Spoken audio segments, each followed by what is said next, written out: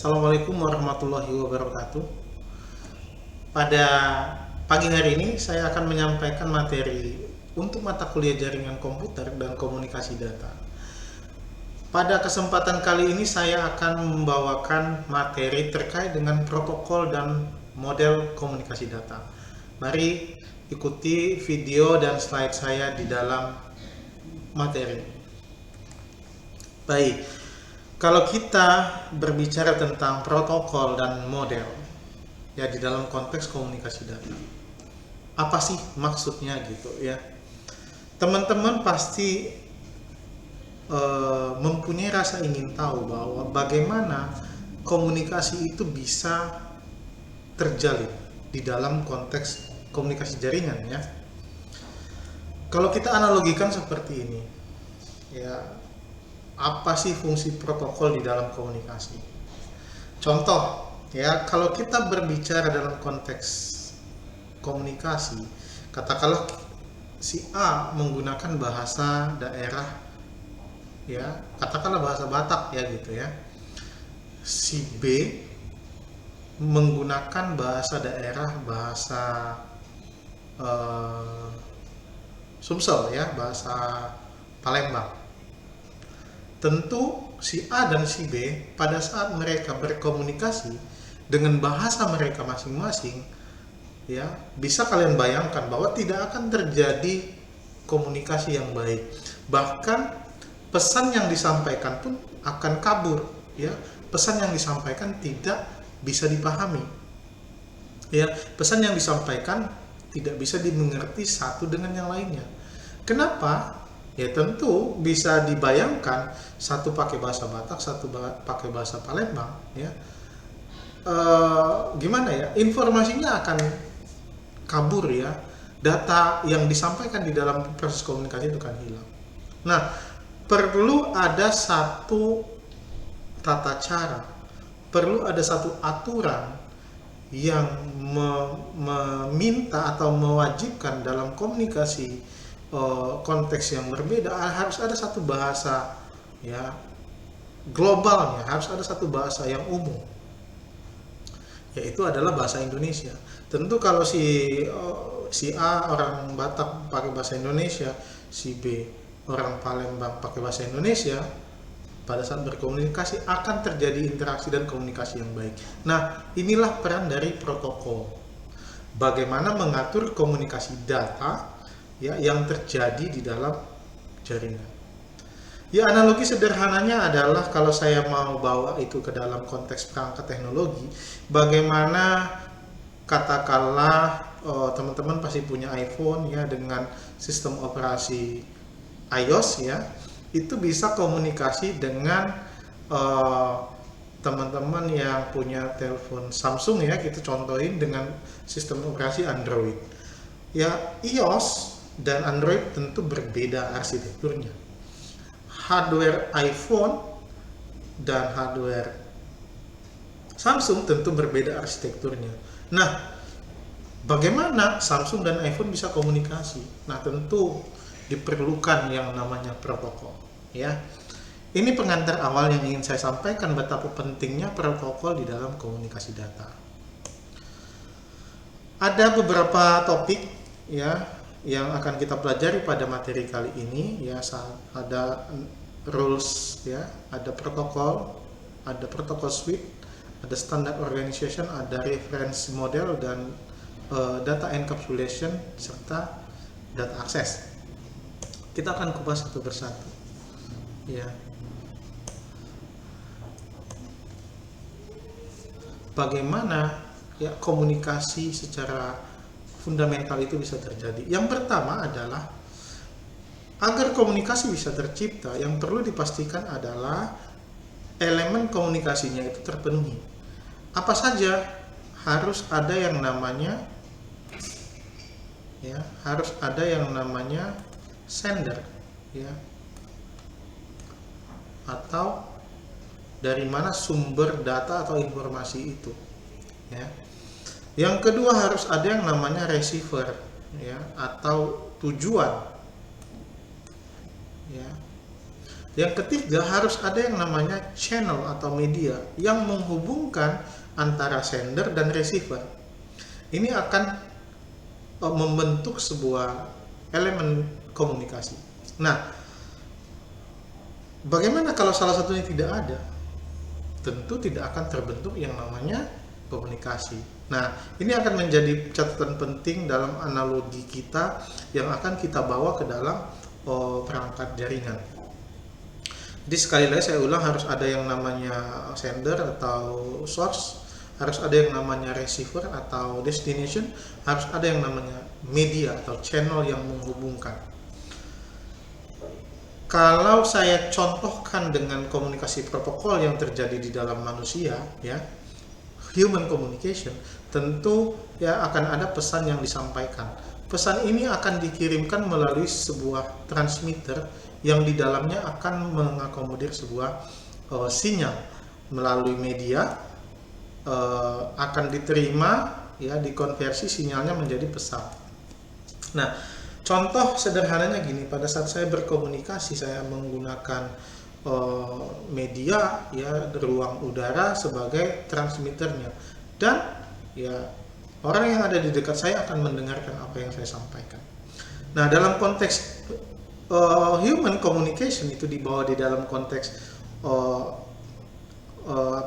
jaringan communication, ya, communication network, ada proses, ya, yang disebut sebagai encoder dan decoder, di mana encoder akan merubah sinyal, ya, akan merubah data, melakukan transformasi data ke dalam digital data. Nah, ini akan menjadi proses yang membedakan antara human communication dengan computer communication. Nah, semua komunikasi itu harus menggunakan protokol, karena protokol ini akan menjadi rules, ya, di dalam melakukan komunikasi, dan rules ini akan sangat tergantung dan bervariasi terhadap bentuk dari protokol yang tersedia. Nah, di dalam membangun sebuah rule, ya, atau aturan, kita harus memiliki agreement dulu, ya, rules or agreement atau kesepakatan bahwa di dalam berkomunikasi kita menggunakan bahasa apa, yang seperti saya analogikan tadi. Di dalam konteks komunikasi teknologi atau communication network, kita menggunakan protokol apa. Nah, ini menjadi, ya, poin penting yang pertama kali dilakukan, baik itu human communication atau computer communication, di dalam membangun sebuah inisial komunikasi, ya, sehingga saat ini sudah terbangun, ya, yang saya katakan tadi, akan terjadi transfer data, akan terjadi transfer informasi, akan terjadi transaksi. Nah, ada 4, ya, yang perlu kita perhatikan atau menjadi requirement di dalam membangun rules itu tadi.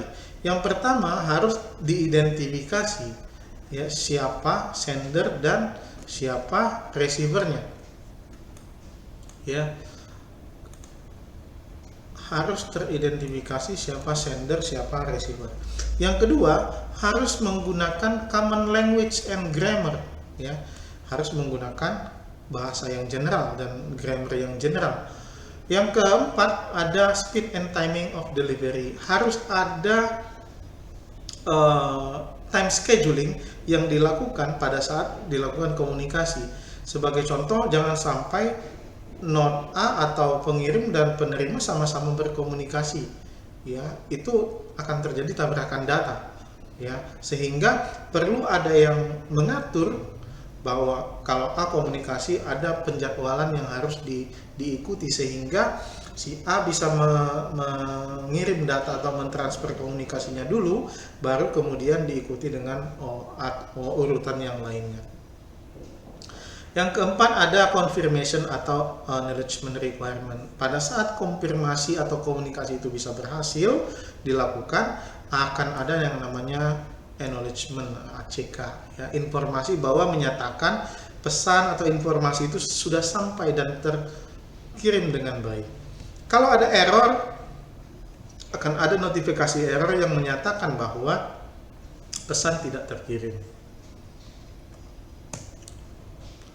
Nah, di dalam network protokol ya, komunikasi komputer network itu memiliki beberapa requirement ya, yang seperti saya katakan tadi, ada proses message encoding. Di dalam proses message encoding ini adalah proses mentransformasi data ya, baik itu data gambar kah, video kah, voice kah, ke dalam digital data.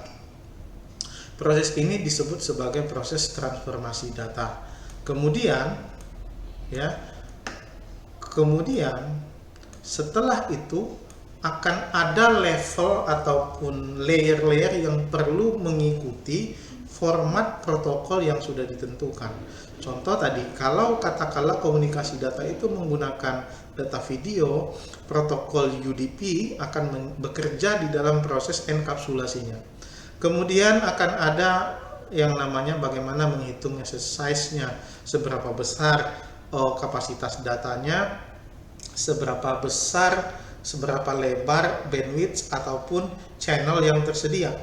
Ya, ini akan menjadi pekerjaan dari protokol-protokol ini untuk memastikan bahwa apabila datanya besar harus ada penanganan yang perlu dilakukan. Perlu dilakukan yang namanya segmentasi data dan seterusnya. Protokol juga akan memastikan message timing ya, dan message delivery option-nya.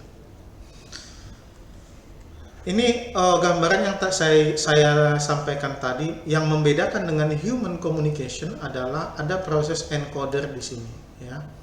Di sini ada proses encoder, di mana tadi encoder akan mentransformasi data ya, source data menjadi digital data ya, sampai dia diterima akan didecoder kembali ya. Didecoder artinya mentransformasi digital data ya menjadi data yang sesungguhnya gitu, sehingga bisa dibaca.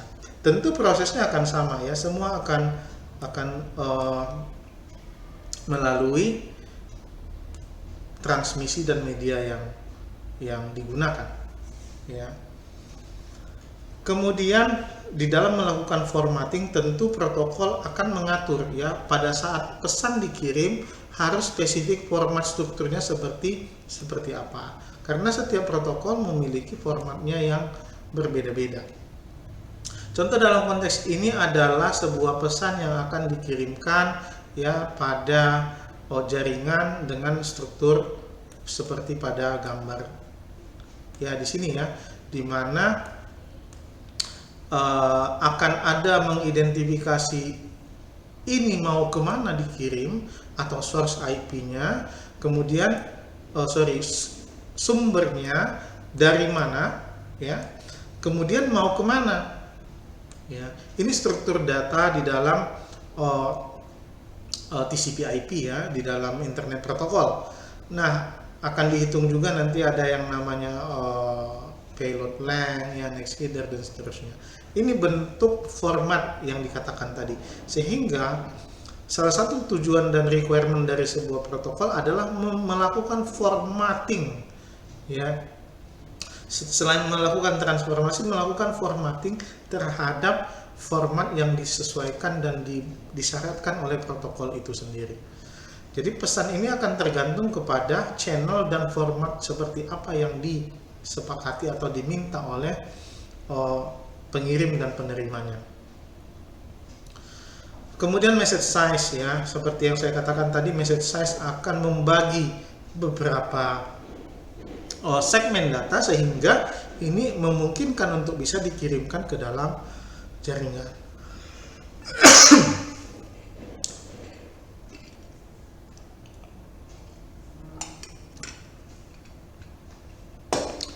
Oke.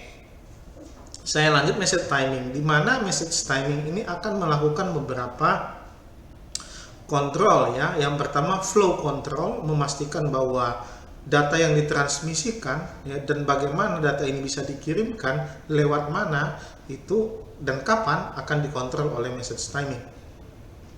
Respon time out ya ini akan memastikan dan manage ya bagaimana saat data dikirim terjadi katakanlah di dalam jaringan kemacetan, ya terjadi diskoneksi, seberapa lama dia menunggu ya sehingga keadaan ini bisa normal ya. Ini disebut sebagai response timeout, yang ini juga menjadi bagian dari message timing. Dan bagaimana akses metode yang digunakan pada saat data itu dikirimkan ya.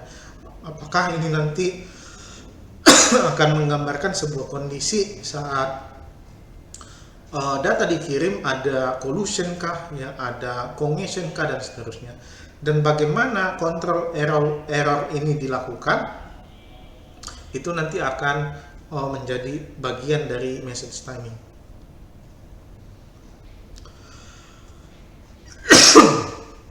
Baik,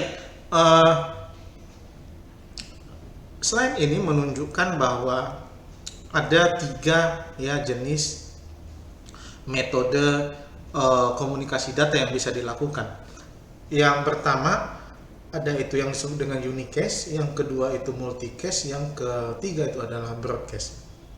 Nah, bisa dilihat ya kalau saya kembalikan kepada slide ya, unicast itu akan mengirimkan one to one ya, one to one communication ya, jadi satu ke satu. Kemudian multicast one to many ya, jadi dari satu ke beberapa, tapi tidak semua, not to all ya. Sedangkan broadcast adalah one to all. Ini adalah bentuk komunikasi data yang bisa, atau metode komunikasi data yang bisa digunakan. Nah, ini sebagai ilustrasi gambar ya yang bisa digunakan, bahwa orange ke hijau ini adalah bentuk dari satu unicast ya, dari orange ke hijau ini bentuk dari multicast tapi lebih dari satu ya, dan orange ke hijau yang semuanya hijau ini disebut sebagai broadcast. Baik, kemudian adalah protokol. Tadi saya sudah sampaikan bahwa protokol itu memiliki banyak fungsi ya di setiap layer yang diimplementasikan. Ya contoh, protokol-protokol ini bisa diimplementasikan pada software, ya bisa diimplementasikan pada hardware atau kedua-duanya. Dan protokol ini memiliki fungsi, memiliki format, dan memiliki rules yang berbeda-beda. Tentu setiap protokol didesain untuk mengatur ya apa yang harus dilakukan, bagaimana melakukannya, dan bagaimana memonitoring proses ya terjadinya komunikasi data itu. Contoh, kalau kita melihat tipe protokol ya, ada yang disebut sebagai network communication protocol. Ini akan memberikan ya atau mengenable 2 atau lebih dari perangkat untuk melakukan komunikasi di dalam jaringan. Network communication protocol terbagi, nanti akan ada ke beberapa protokol ya, katakanlah IP protokol, internet protokol ya, TCP IP protokol ya, UDP protokol, dan seterusnya. Kemudian ada khusus protokol yang mengatur tentang pengamanan atau keamanan ya. Ini protokol ini akan bekerja untuk memastikan layanan dan autentifikasi, bagaimana integriti data, dan bagaimana enkripsi data. Jadi protokol ini nanti akan bertugas di area-area ini. Kemudian routing protokol. Routing protokol akan bertugas untuk enable atau mengaktifkan route exchange ya.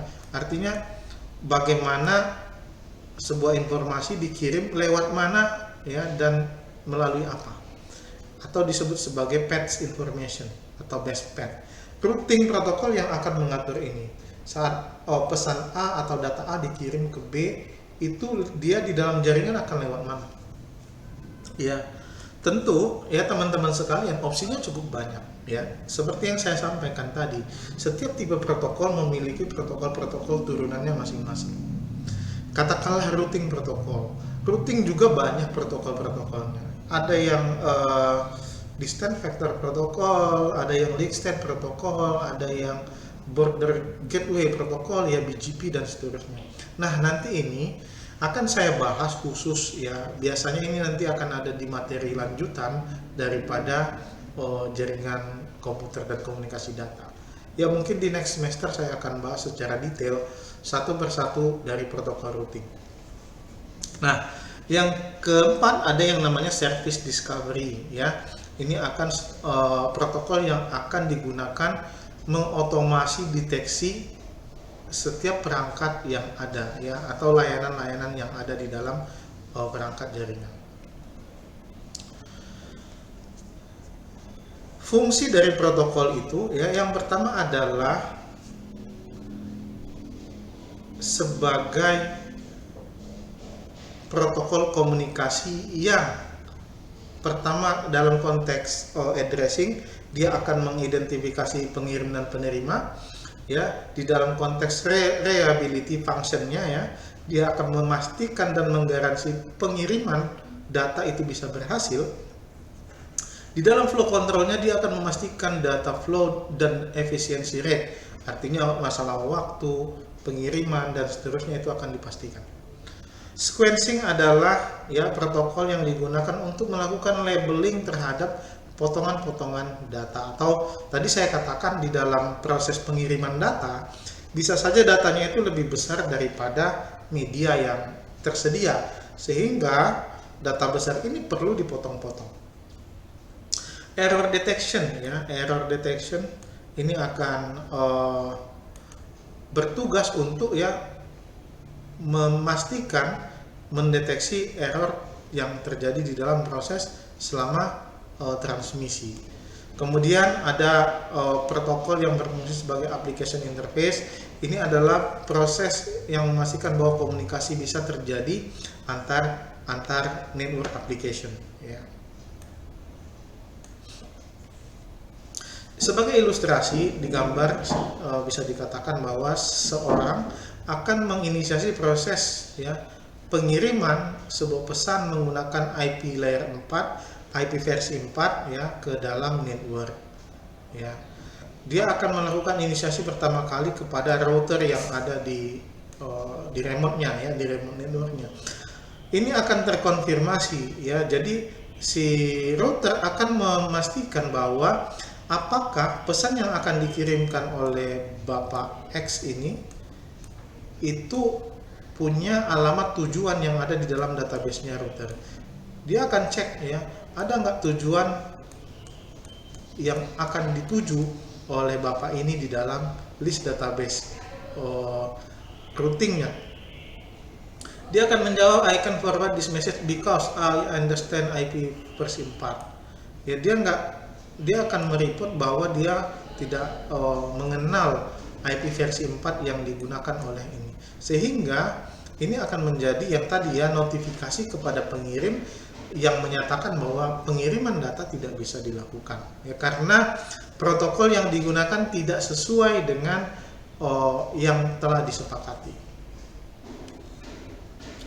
Untuk protokol interaksi ya, ada beberapa ya. Protokol interaksi ini ada yang disebut sebagai HTTP, Hypertext Transfer Protocol. Ini adalah protokol yang digunakan saat kita akan mengakses sebuah web server atau web client interaction.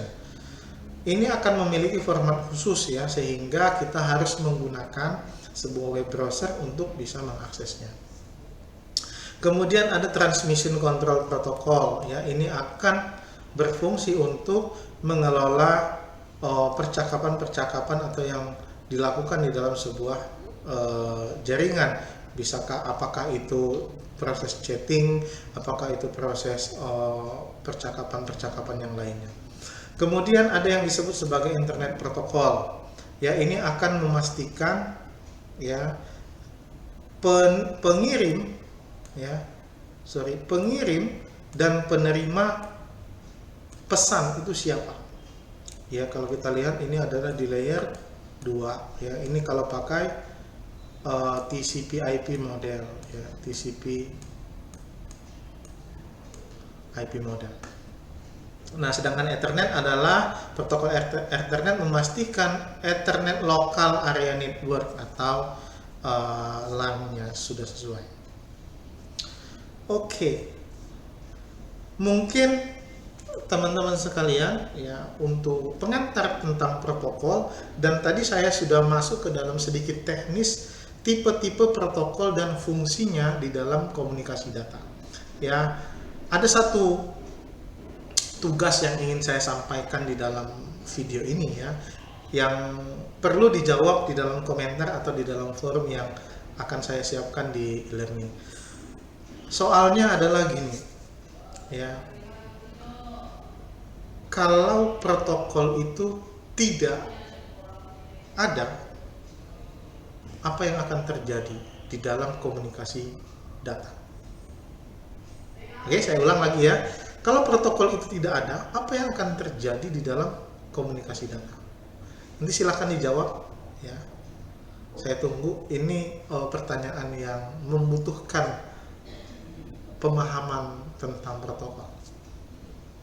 Terima kasih, tetap semangat ya. Assalamualaikum warahmatullahi wabarakatuh.